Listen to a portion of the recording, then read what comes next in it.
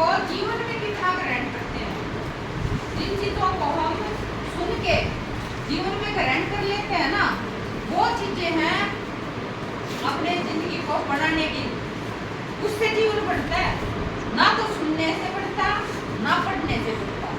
हमने पढ़ लिया, हमने जगह जगह लिखा हुआ है झूठ बोलना पाप है, चोरी करना पाप है, और हमने झूठ हम पूरे दिन बोलते हैं। तो क्या वो लाइन जो हमने पढ़ी वो सही है? क्या हमने उसको पढ़ लिया? पढ़ना क्या है? पढ़ना होता है बेटा ढूंढना, कि हमने उसको धारण कितना किया, गुण हमारे अंदर कितने हैं उस चीज को लेके, ये होता है ढूंढना, है ना। तो सबसे अहम मुद्दा ये है कि हम जो पढ़े, जो हम सुने, जो हमारे अभिभावक, हमारे रिश्तेदार, हमारे टीचर, हमारे गुरु जो हमें सिखाते हैं चीजें, उसको हम जीवन में कितना धारण कर रहे हैं, ये अहम मसला है और होना भी चाहिए। ठीक है बेटे, ये सबसे अहम मुद्दा ये है। तो अक्सर देखा है और रोज करते हो यही काम। हम जब भी स्नान करते हैं, तैयार होने से पहले शीशा देखते हैं, शीशा। अब वो शीशा जब हम देखते हैं तो वो शीशा हमारी प्रत्येक बुराई को दर्शाता है। कहाँ हमें चोट लग गई है, कहीं हमारी आंख में पानी तो नहीं आ गया है, कहीं हमें झाइयाँ तो नहीं हो गई हैं, आंखों के नीचे घेरे तो नहीं हो गए हैं। कितनी चीजें हम अपने मुंह पे देखते हैं, मुंह को देख रहे हैं। क्या हमने इसको देखा, अपनी आत्मा को देखा कभी, कि हमारी आत्मा जो पवित्र थी जब हम दुनिया में आए, उस वक्त ये कितनी पवित्र थी, हमने इसको कितना मलिन कर दिया।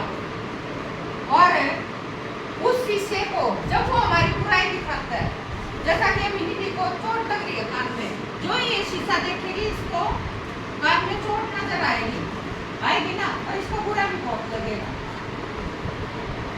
क्या निधि ने या किसी भी आप में से जितनी भी बेटियां बैठी हुई हैं, किसी ने आज तक कोई बुरी चीज देख के शीशे को तोड़ा है? नहीं तोड़ा ना।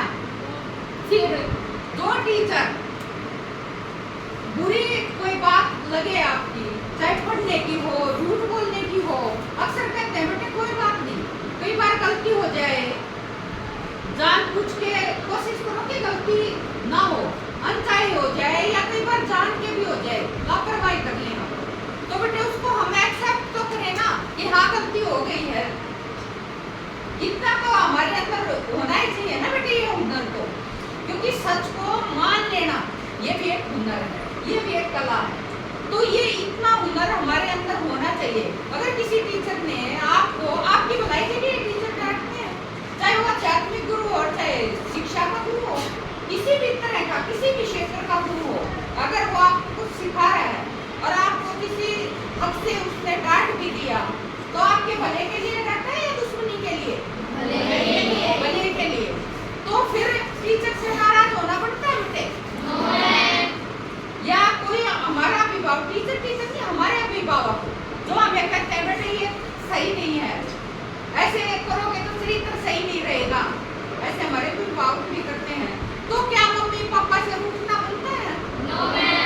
गलती करें तो हमें एक्सेप्ट करना आना चाहिए कि ये गलतियां हमारे से हुई हैं, नहीं होना चाहिए बेटे ये चीजें। ये आप हमेशा, ये जो आज मैं बात बता रही हूँ ना बेटे, अगर आपने ये जीवन में धारण कर ली और इन पर चलना आपने शुरू कर दिया, तो सोचो आपने एक बहुत अच्छे जीवन की ओर अपना एक कदम अग्रसर कर लिया। इनकी चीज को भी पकड़ के अगर रोज चलोगे ना बेटे, तो वो चीजें बहुत बढ़िया होके उभरेंगी।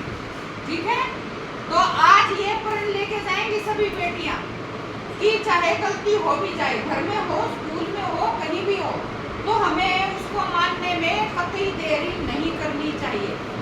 और जब भी आपको कोई बुराई बताए, बुराई बताने वाले से चिढ़िए मत, और किसी की बुराई उसको नीचा दिखाने के लिए भी मत कीजिए कभी, कि हम लोग उसको नीचा दिखाने के लिए उसकी बुराई करें। अगर बुराई करनी है तो सच के लिए करो, कि वही मित्र होता है बेटा अच्छा, जो सच के लिए उसको पता है कि आपके अंदर ये चीज है, आप अगर ऐसा कर लो तो बहुत अच्छे बनोगे। तो वो होते हैं बहुत अच्छे मार्गदर्शक, बहुत अच्छे मित्र, ऐसे लोग। तो ऐसे लोगों से चिढ़ना नहीं चाहिए, उनका और परमात्मा का धन्यवाद करना चाहिए कि हे परमपिता परमेश्वर, आपने जो ये आज मेरे मार्गदर्शन के लिए इंसान भेजा, चाहे वो किसी भी रूप में है, माता पिता के रूप में, भाई बहन के रूप में, किसी शिक्षक के रूप में, किसी मित्र के रूप में, तो उसका शुक्रिया अदा किए करना कि मुझे आज आपने बहुत अच्छा रास्ता दिखाया। मैं कोशिश करूंगी कि मैं आइंदा से ये गलती नहीं करूंगी। तो आपका जीवन देखते देखते एक चांद में भी दाग है, चांद से भी सूरज की तरह चमकता हुआ आपको नजर आएगा, ऐसा मेरा मानना है। जो जिंदगी मैंने जी है उसको देखते हुए भी प्रैक्टिकल मैं आपको बता रही हूँ बेटे। तो सभी बेटियों से मेरी आशा है कि पढ़ाई के साथ साथ, जैसे हमने अभी डिजी भारत